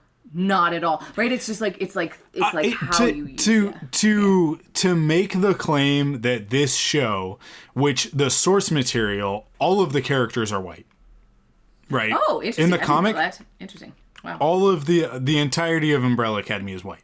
They're just I'm pretty sure. I'd have to crack it open and double check, but I'm pretty sure all of the characters are white. Making Allison Black, making Diego actually, well, I don't know. I guess if his name was originally Diego. Yeah, he's probably. But I making Ben Asian, like there are choices in this version of the story that were very there's actually a podcast, there's like a Netflix, the podcast is called Netflix Behind the Scenes, and they do, each season is kind of about a different thing. So they did one about Stranger Things, they did one about The Witcher, and then right now they're doing one about Umbrella Academy season 2. but they're kind of, because they didn't do one for season 1, they're kind of going back a little bit about like the genesis of the series, and I just listened to it on Friday, and it like they go into it that like that Gerard Way, who was who wrote the characters, and Gabriel Ba, who's Brazilian. I think he's Brazilian. Like they created the characters together. Right. I mean, like Gerard Way created the characters. He wrote them and did the first sketches of them. But like in terms of a creative team, like that's the creative team on the original comic. They crafted that story in this way. And then Stephen Blackman came in and switched it up and added diversity to it and did it in a way that I think, like, when you listen to this podcast, you'll hear that, like, Gerard Way is very much like, yeah, I mean, like, added an extra layer onto it that is better than what we did originally, because, like, in kind of his way of looking at it is, like, he was just doing it kind of with his lens, and he just made a weird version of the X-Men, right? Right, yeah. And then here comes like the showrunner who's like, okay, we have something to say with this, right? And then I would say, especially like in season 2, doubling down on that representation angle of it and telling a story with Allison's character that goes there. But also with Vanya's character, like that goes there with like LGBTQ like struggles and like it's like important to say to look at this show holistically and then to find something about it to drag it for it, like that's an effort, and to me, I don't want to downplay anybody's negative experience or the way that like they're personally affected. But what I would say is, like, maybe rather than immediately going to Twitter and writing your article on whatever Vice or the Mary Sue or whatever website you're going to go to write these types of articles, the sites that are well known for this sort of stuff. Before you do that, maybe sit down either by yourself or preferably with a professional like a therapist or a psychiatrist and unpack why this television show has triggered this in you, so that you can understand whether or not it's the show or it's a sensitivity that you have. Because I do think that with some of the discourse that happens online, it's not just about racial stuff. It's kind of just about everything. There's a lot of times I think that people would benefit, instead of going to echo chambers online in social media, going to an unbiased third party and unpacking it before getting into it. Certainly before writing your expose on it to try and take something down. Like lots of articles and lots of. Yeah, but the other part of it is that the social media culture plays into this stuff, and that's where the clicks are. Yeah. So people are reinforced both from a monetary standpoint with actual clicks, but then also just like from a like a self-worth and like dopamine, serotonin standpoint, like brain chemistry standpoint of like, when I tweet these things, I get reinforced by the people in my circle, who say, in your echo chamber, that are saying the same thing. Yeah, you're right. Like, and it's something that I definitely noticed lately with myself with the Raylo stuff online. That it's like I've definitely embraced that community because I'm getting a lot of positive reinforcement from that community. That said, like, I am very cognizant of the fact that that's what's happening, and that's why I'm into it right now in the way that I am. But it's also like I watch Star Wars and I'm in Star Wars and I'm in that discourse because I want to enjoy my time with Star Wars. And that community is much more enjoyable than the community that I was in previously, where everybody is telling me that I'm an idiot for not liking Rise of Skywalker, right? That I need to stop complaining and just enjoy the stupid space movie. No. And it's like, You don't okay, have to enjoy. yes, but also there are very logical inconsistencies, illogical inconsistencies, I should say, in this silly space movie that go beyond, that go beyond my level of enjoyment. That take it away from that. But like, there's I don't know. I just think that people go online looking for two things. They look for reinforcement, or they're looking for confirmation bias, and those two things feed each other. Oh, of course. Because the person who's like, Umbrella Academy is anti-Semitic, they're reinforced by the person who's looking for their confirmation bias of everything is anti-Semitic, right? Because there are like, and with any, I feel like we're kind of dogpiling on the anti-Semitism argument, but like with any of these sort of like representation conversations, it's always like there are always going to be people who are going to jump on it and be like, but you didn't do this properly. And it's like, but look at this show and look at all of the things that it's doing well intentionally. Not by accident. Not the stuff that it's like, not because of a Netflix initiative to have diversity, but because the show creator, a showrunner, like the person who adapted this for TV, was like, I want to bring another level to this. And like, you can tell that it's genuine because it's baked into the content. It's not. You can't remove it. You can't remove it. It's part of the story. Yeah, it's not a layer on top. Story. It's part of Vanya's story, and it's important to who they are. I will say something that I'm also really pleased about is like the Ben Hargreaves story did sort of play itself out in a really genuine way. Yeah. But it was sad where I'm kind of like, because I think it's Justin Min, I guess, is the guy that plays Ben Hargreaves. And I quite like him in that role, and I like the role of Ben, and I always was really sad in the last 2 seasons that he really does only interact with Klaus. I loved him possessing Klaus in this season, to have that little bit with Diego and him being the reason that Klaus gets there on time. Like these little things about this little boy that come through, like this little Ben. And I am really sad because that Ben is gone. Mm-hmm. But for them to be able to bring Ben back and that actor back, like, is such a cool, where it was a thing where sometimes when people die, I'm like, well, this isn't real. I don't believe these stakes. But I actually did believe that they were going to make the choice to like let the Ben character go. And I was sad about that, but also I'm like, okay, no, it sort of played itself out and it makes logical sense. And then for them to bring it back is like so satisfying in a way that it's like, I don't know, Sarah Connor Chronicles, when they killed off, what is it, Derek Reese, Derek Reese, and then immediately bring him back in the future in like the next episode. That just always has rankled me the wrong way. It was like within a couple minutes, right, of like how of those storylines.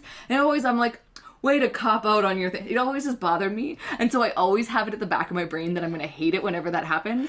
I am okay with it in this round. Here's the difference, right? Is that in Sarah Connor Chronicles, it's very much Derek walks around a corner and takes a bullet straight to the forehead and collapses on the ground, and you're like, it's meaningless. He's dead. He is dead. Like they do it. It's a shock, right? Yeah.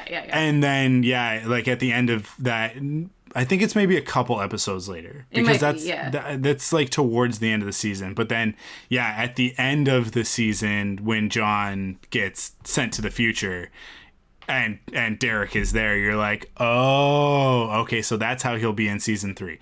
The part of that sucks is that the show got canceled. Yeah. So we have no closure on that. So it really, like, we don't know if it was worth it or not. Yeah. We'll never know, right? Yeah. The difference with this instance in Umbrella Academy is that Ben goes, because he sacrifices himself, he makes a conscious choice. Yeah. Right? And it's like, to fulfill a purpose. Yeah. It's an important thing that he does. So it's not just like falling away. And it's executed well, and it's performed brilliantly, and it is, as you say, like, he only gets to interact with Klaus for the first season and really most of season 2. And then here in his last moment, we get to see him interact with Vanya. And and then say like, hey, say goodbye to everybody for me. Like you feel it. You feel the emotional weight of that moment. And so then to get him back at the end of the season in the way that we do is like, it's awesome. Super satisfying. Yeah. It's awesome. It works so well. I actually really do. Like, it's so cheesy, but them all piling into the car when Vanya, where it's like, don't do it again, you guys. It's so superficial that it's like, just go with her. She's your sister. And then they do all get in the car. Yeah. Can I just say, though, what is the point of Luther? He is so useless. Oh, come on. Come on. You're going to do this. You're the worst. You pick on these characters. You're just the worst. Luther is a great character. He is the conscience of, I guess, yeah. I mean, I don't like it though when like the like people that are supposed to be like the leaders or whatever are not like, but they're the least interesting. I guess that's like sort of a thing, that they are the least interesting people. And like, I get his storyline in the first season was much more interesting. That is such a misread of the character. Really? Because he is every bit as interesting as everybody else.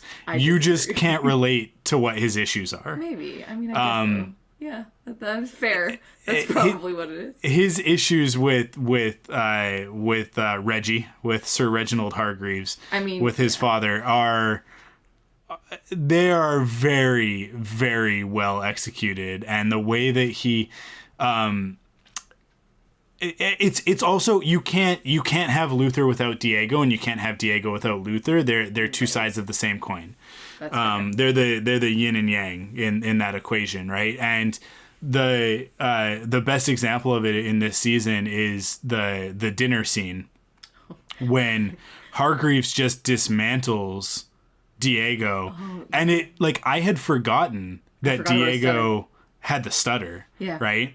And it comes back, and I love it when it flashes over to, I think, Allison and then Vanya, who, like, Allison remembers, like, she's horrified at it, of like, oh no, Diego, like I can't, I feel bad for you being put back into this position, like he's turned you into a child in front of all of us. Yeah. And then for Vanya, who doesn't understand what's happening because she's lost her memory, to be kind of like what, who is this man and why does he have this power over them?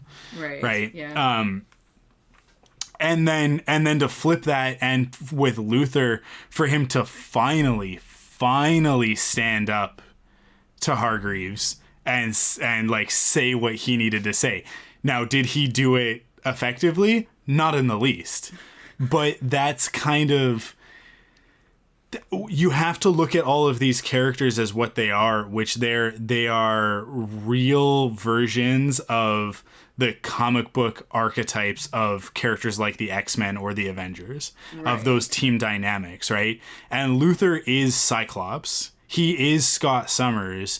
But the difference is that Scott Summers, he's got everything it takes to be a leader.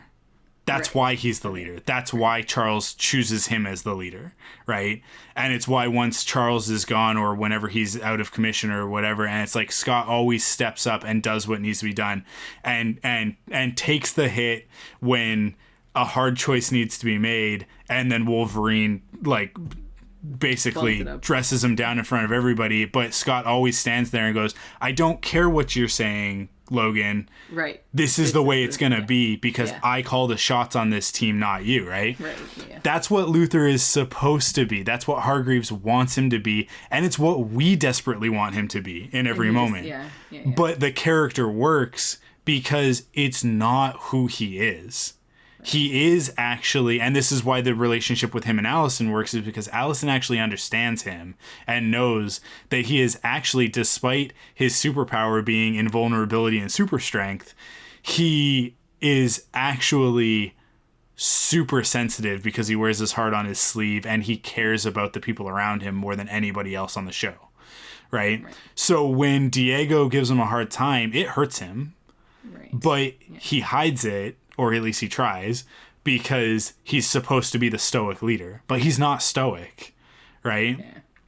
Like, and that's why he's not the leader. 5 is the leader, right? Like, I mean, yeah. Like, when you actually break it down, 5 is Yeah, actually the leader. Like, this is why I love the show. Because for me, what I was thinking about this as I was watching the last few episodes, the Umbrella Academy is the best X-Men adaptation we've ever gotten. It's better than any of the movies. It's better than any of the cartoon shows, and I would say even better than like the X-Men 90s animated series, which is a very faithful adaptation, but doesn't do anything to add to what the comics already did. Gotcha. Right? Yeah. It is in many instances like a 1-to-1. 1 to 1.5 because it's very updated for the 90s, but it is a lot of the classic storylines brought into a single continuity in a great way. The 90s X-Men series is fantastic, and it might be getting a revival on Disney Plus, which is insane if that happens. It would be so cool if that happens. But it'll ultimately be a letdown, so just prepare yourselves for that, everybody. But yeah, the Umbrella Academy and the comic is not this. The comic is like many self-aware postmodern superhero comics. It's a send-up of the genre in general. Yeah. But it definitely uses the archetypes of the X-Men, of the everybody's got a different power, even though all their powers presumably come from the same source. Maybe we'll learn more about that in the next season.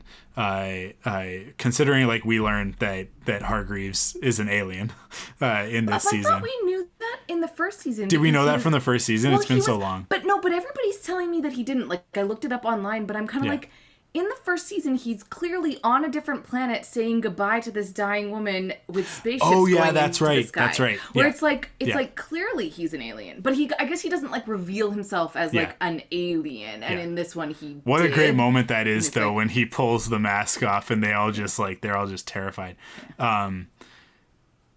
But yeah, like the TV show, The Umbrella Academy, like Netflix Umbrella Academy, is very much like this is a perfect take on the X-Men in the year 2020, right? Well, it touches on the stuff that X-Men is supposed to, right? Like the social justice and all these things that the movies have completely lost track of.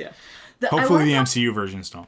About 5 a little bit, though, too. Because I actually think we really only got brief glimpses of the older 5, like, in the first season.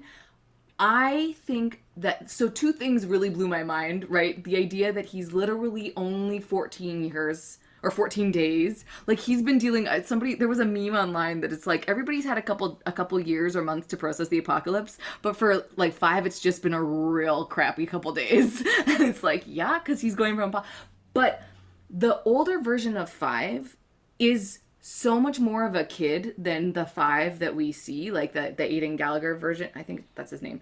Like, you can see the insecurities of this guy that has been alone for so many years and is going to make a choice to go back in time and is really, like skeptical. And there's enough stuff, like, I thought I wasn't going to like it, and I kind of didn't while I was watching it. I'm kind of like, I don't know if they're getting this right. Like, I think that they could have done this differently. Like, I don't know if this dynamic really works. But then afterwards I was thinking, and I'm kind of like, he talks about that a lot, like, about how he was in the future for so long, and he was by himself, and he became an assassin, all this stuff. But that you forget that he is just sort of a kid that's trying to figure out, like, he stunted his growth. Like, as much as he's, like, this great assassin, he really didn't, like, grow that much. But man, his fights are the best. And, like, and I love, like, I don't know if did you get it right away? So what is the name of the girl that becomes, like, the 11 girl? Like, what's the one, she's not, what's the girl? The girl that is, like, come on, you know who I'm talking about. The new character in this season that is the superpowered girl that steals all their powers. Oh, geez, now I'm gonna blank on it. Anyways, that girl, when 5 is fighting her, she clearly has his powers, but they don't show it to us. They don't use the sound effects. But it's like, did anybody else catch on that she had his powers? Because it's like so clear. I did not. Like, but you don't. But in it, you trick your brain where you're like, well, no, they haven't established that she has any powers, so why would she have his powers? But she clearly, like, in the way she's fighting, because she's evading him, right? It's, like, so clear that's what she was doing. Like, you only get that in hindsight when you realize that she can steal their powers. Is she like called like the Mirror or something? Like, anyways, Lila is her name. Yeah. So when Lila and Five are fighting, it's just not revealed, but it's like afterwards when you see her like have all their powers, you're like, clearly that's what was happening. She was stealing his powers as he was fighting. That's how she could fight. Now I want to go back and watch that fight again. But it's like, because it's like she kept disappearing, and it's like the only way that she could do that is if she could do the same thing that Five could do, because that's how Five fights. And you see that it was established, I'm pretty sure, in his fight style, right? In like how you see him fight like that in like the first season and stuff like that, right? Like anyways. But it's a thing where afterwards I was like, oh, that's what she's doing. But they don't use the sound effects and they don't use the visual effects. You can't like. Did you rewatch season 1 before season 2? I watched a few key episodes. I didn't watch. I remember being very upset about the day that was and the day that wasn't, like the 2 time travel episodes. So I didn't rewatch those ones, and then I kind of like now want to go back and rewatch like more stuff because I left a few gaps. Like, I actually forget completely how Klaus went back to the past and was in Vietnam. Like, I feel like he got a briefcase or something. I can't remember. There's a few gaps from the first season where I'm kind of like, now that I really like have had time to sit on the second season, I want to go back and rewatch the whole first season again because it's just like so great. I don't know. I think I might try and get Crystal to watch the whole thing with me because it's has she not watched? She doesn't watch it, and when I'm watching it, she's like, when I was watching it the other night, because I watched it, I think I maybe watched it in 4 sittings basically, and so like the second or third sitting I was watching it on the TV and she was doing something else. It came out from putting one of the girls to bed or something like that, and was like, what the hell are you watching? And I was like, this is Umbrella Academy. I don't have time to explain. There's no, I can't begin to, because it was it's the episode with the flashback for Hargreaves and Pogo, where we see the origin story for Pogo of like the space experiments and stuff. And that is my favorite. That is the thing that I'm the most excited about for season 3. Is Pogo to be back? Is that Pogo should theoretically be back, because I remember watching season 1 and like there's a moment a couple episodes in where everybody's kind of come back and it's all tumultuous and it's all these feelings and whatever. And I think it might be like, it's either with Pogo and Luther or Pogo and Vanya. But there's a moment where like they get like Pogo gets into it with somebody and he's like kind of teaching them a lesson, giving them very sage advice. And I was sitting there watching it and my brain clicked and went, that's a CG monkey. Ape. Sorry. Right, yeah. That's a CG ape. That is a CG chimp. And you are 1,000% bought into it. Yeah. Like more than you would if that was a human being. And it was the moment that I went that I realized I love this show. Because I read the Umbrella Academy comics years ago. Like I read the first volume very soon after it was collected in trade paperback. I didn't read them in issues, but I remember it's like the trade paperback came out and Johnny at Metropolis Comics was like, dude, you gotta read this comic. It's just come out in the trade paperback. Here, go read it. And so it was like real fresh at the time, and I was like, this is super cool. And then I remember volume 2 came out, and I think I bought it and never finished it, or if I finished it, like I just didn't commit it to memory. I was like, yeah, it didn't have the same vibe that the first volume had, and I think that a lot of people would agree with that. But so when the show was coming out, I was like, okay, yeah, like I'm definitely gonna give this a try because I do like the source material. But I'm very it's mostly I'm curious to see how they're gonna pull off Luther, like that, because in the comic he is just like, he looks the ape body looks more like a suit. It looks more like he's got like the neck part of it looks like a spacesuit collar, like a 1950s spaceman, because he actually does have when he's in outer space on the moon, he's got like a bubble that goes onto it, that attaches onto it. And then obviously they interpreted it very differently in the show, but I yeah, like it was very much like a curiosity of like, how are they going to do Vanya? How are they going to do Luther? But I love that they explain Luther. Like they explain the like stuff with Pogo, like leading to, and I love the Grace is around. Like I just think that that's a beautiful, like what a beautiful unexpected addition. They like, took all of the best elements of a story like Back to the Future, where you go back and you get to interact with your parents. Right? At an earlier point in time. And the point of Back to the Future is to realize that, you know, your parents had hopes and dreams too. Right? That's the point of that story, is that like they were once teenagers, they once rebelled against the system just like you did. And you know, like, so when you get Back to the Future, treat them with a little bit more kindness and a little bit more respect, sort of thing. But the great thing about Umbrella Academy is how subversive it is with all of those types of tropes, where it's like it does the opposite, where it's like, no, Hargreaves is worse than you thought that he was. Yeah. That was the hardest part about that second season, is you're like, I didn't realize how terrible he was. They kept saying how terrible he was, but he is worse. But you get to see it. You get to see it, and you get to see it before he's actually had that time to mature into the character that he was when they knew him, right? Because we're talking about, it's removed by what, 30 years?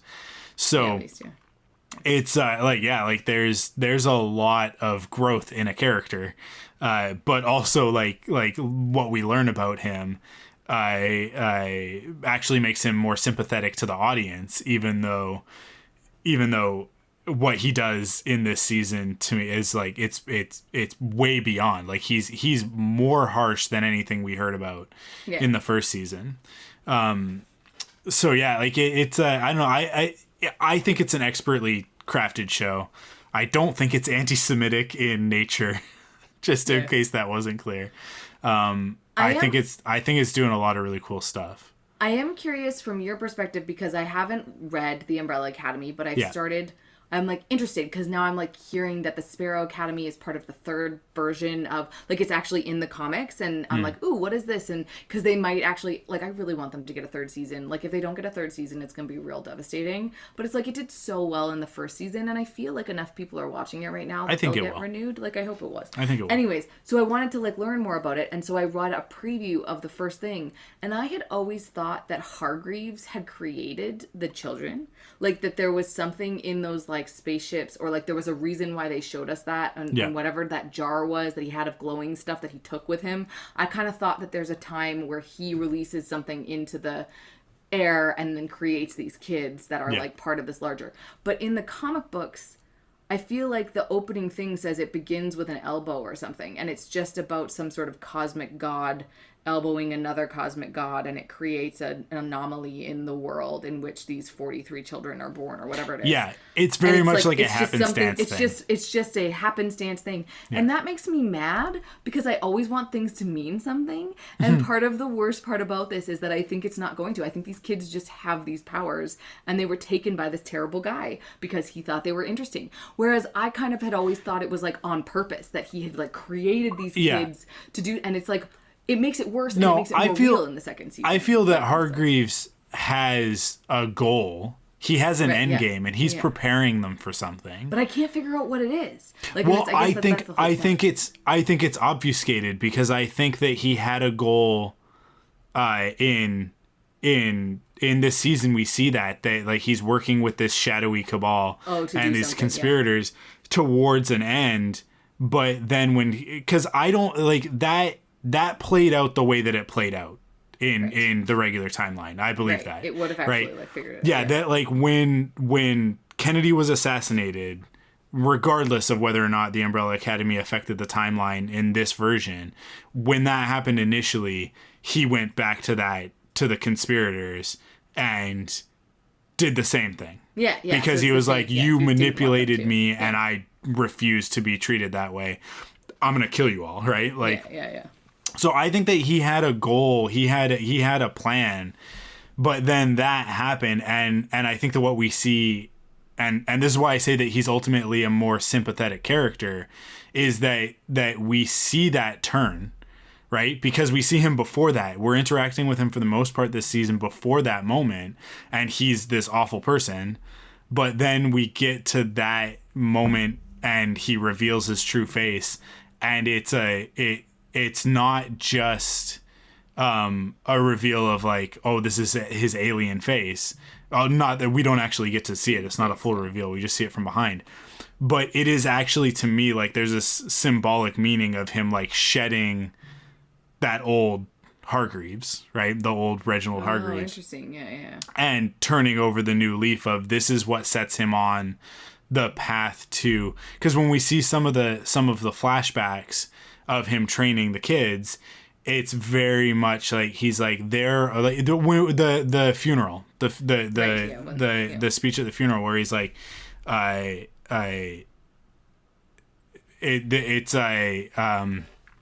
the world is an evil place and you guys need to do this or whatever, and you failed at Ben's funeral. He's like, and you failed.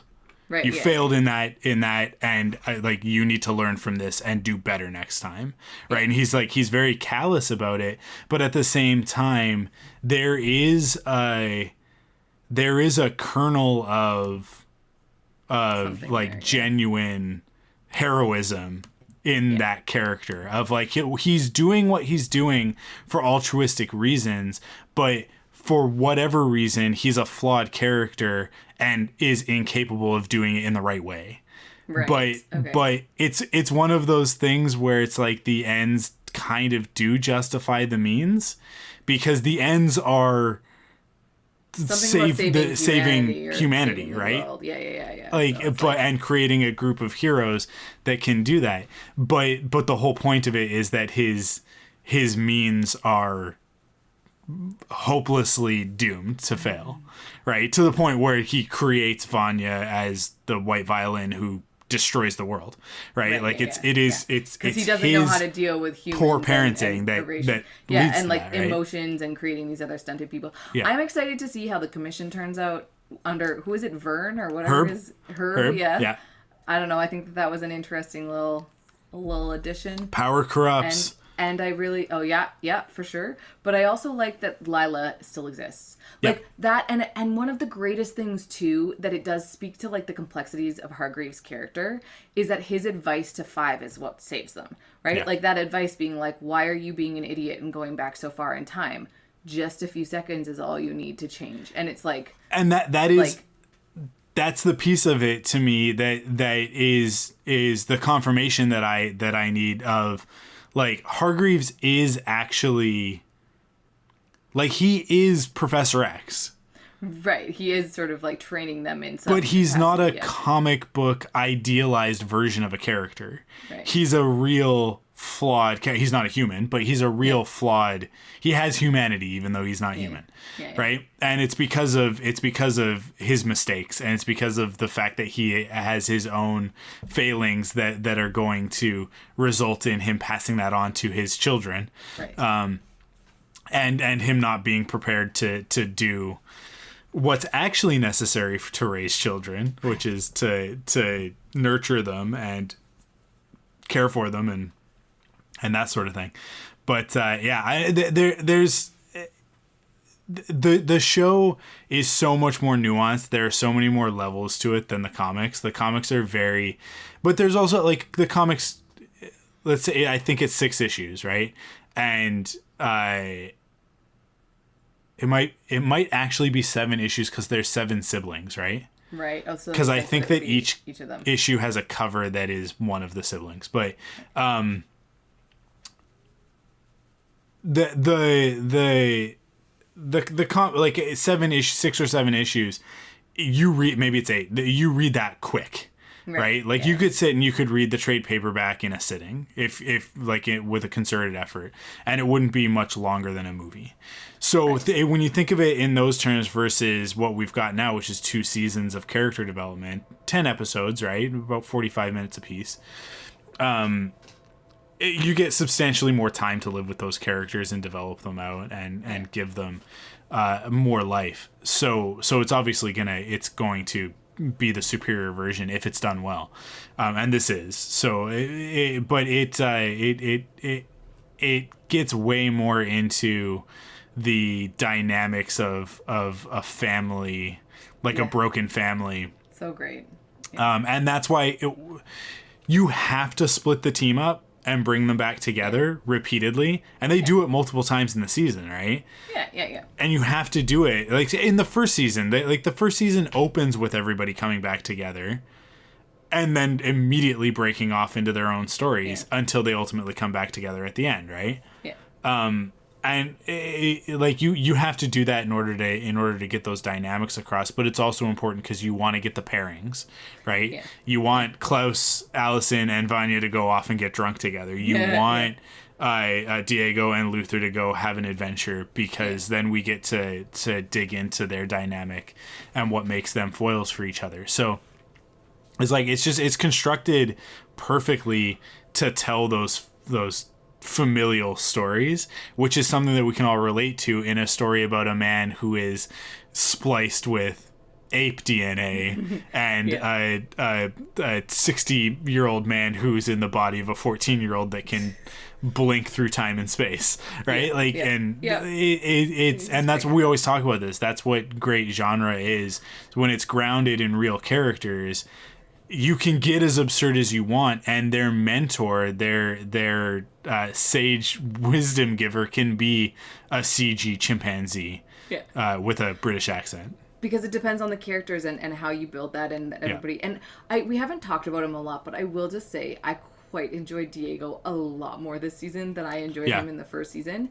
Because first of all, the core of his character is like so consistent in that, like in the first season, didn't he want to like avenge the death of that lady that he kind of liked, and in this one he totally is, in the end he's like, I love her and I'm gonna save her. Like he just like is this like open-hearted, like he had this dad that beat him down and made him feel like garbage for his whole life, and yet he still like loves. And I think that that's like a great, beautiful thing about him. But I also love that he's just a little simple. But it's great, like, and the fact that he goes to the commission, he finds out what he needs to do, and then he just comes back to help his family. And he's like, I worked with the commission too, and Five is like, what? How is this? And he's like, I can do things. But it's the thing where she's like, yeah, Diego, you can. And you actually wind up, like, saving Five. Like, there's a lot of stuff where you're like, you go, Diego. And I just, like, really like him as, like, because he's perfectly competent, but also, like, super not competent. There's a lot of things. Well, his powers are the most straightforward superhero powers, I think. It's why he's like the street justice Avenger type character, right?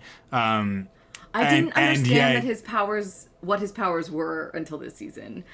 I just thought that they were the knife throwing. I didn't realize that he could manipulate the air. Like that, like, and then that's why it's trajectory. It's just like it's trajectory in general. Manipulate it, yeah. So it's like, so it makes sense. It's like that's a straight up superhero power, but he uses it so weird. Like the knives thing is just such a weird use of that. Man, that moment in the dinner scene when he throws it at Hargreaves, like to prove that he's got powers, and Hargreaves doesn't miss a beat and just goes, that's 0 for 2, and Diego loses it. It's just like, it's so good. And it's and that's where you can tell how well the story is crafted over these 2 seasons, is that without saying anything, we understand exactly what's happening, and that Hargreaves is this like he's this next level genius that is so good at reading people, and yet is completely unable to relate or be even remotely empathic, but he's got this ability to get under any of their skin at a moment's notice. It's dangerous, and it cuts, and we see that with Diego, who is the most reactive character, I think, right? So yeah, definitely. It's Anyways, we could talk about it forever, but I think that's a good place to wrap it up. Yeah. I mean, if you listen to all of this and it doesn't make you want to watch The Umbrella Academy, I don't know why you listen to us talk about anything. But I know. I want to go watch it again. I'm kind of like, I could watch the last episode of season again. Yeah, I really want to go back and rewatch season 1. Yeah. And you know what? There's going to be less and less new stuff as we move into the future. Yeah, it's going to be an interesting. There'll be an opportunity. That's for sure. Right. So weird. Cool. Well, you know what? I think that's it. Yeah. I think we're good. I you said do on the what you last asked? episode. I was gonna say, did you do it? I didn't do it. But so I will say, what do I even say? Thank you for listening. Yeah. I guess. That's what you do. If you like the podcast, you should check out all the other podcasts at thunderquack.com. And if you want to support us, you can do that. No, wait, then I do the follow stuff, right? Does it matter? Do you notice? I don't even notice that people like follow us on Instagram or I don't Twitter. think they do, though. I don't think people do. No, everybody who follow us. does already does. Yeah, exactly. Anyways, So, if you do you actually wanna feel like it, you can follow us on Why don't you Facebook at tweet Facebook. at us? Sorry? They could tweet at us rather than follow us. There you go. But yeah, anyway, sorry. Facebook.com/Thunderquack, on Instagram at Thunderquack Podcast, and on Twitter at ThunderquackPod. You can also follow us individually on Twitter. I'm at akonkin, AKONKIN. You can add an 86 to that for Instagram. And I'm on Twitter and Instagram at Arkwolf, ARKWULF. Go to thunderquack.com. Check out all the other great podcasts in the network. And if you want to support us, you can do that in 3 ways. You can go to the podcast catcher service, whatever app of your choice, and leave a rating and a review. It helps other people find the podcast. And it really does mean a lot. Like those 5-star ratings, they do actually do a lot to help us be discoverable, I guess, in those environments. So please do that. And the other ways are by going to store.thunderquack.com to pick up some merch, and you can get t-shirts, mugs, scarves, laptop sticker things, all sorts of stuff. Store.thunderquack.com. Last but not least, as I mentioned earlier, you can go to patreon.com/thunderquack and kick in with your monthly pledge of support and get some cool rewards in the process. Thank you to everybody who does support us over on Patreon, and just everybody who supports us in general. Just you guys are great. We love your love and support. But that is it for this week's episode, and we will catch you guys next week. Cool. Stay safe, everybody. Wash your hands and be kind to one another.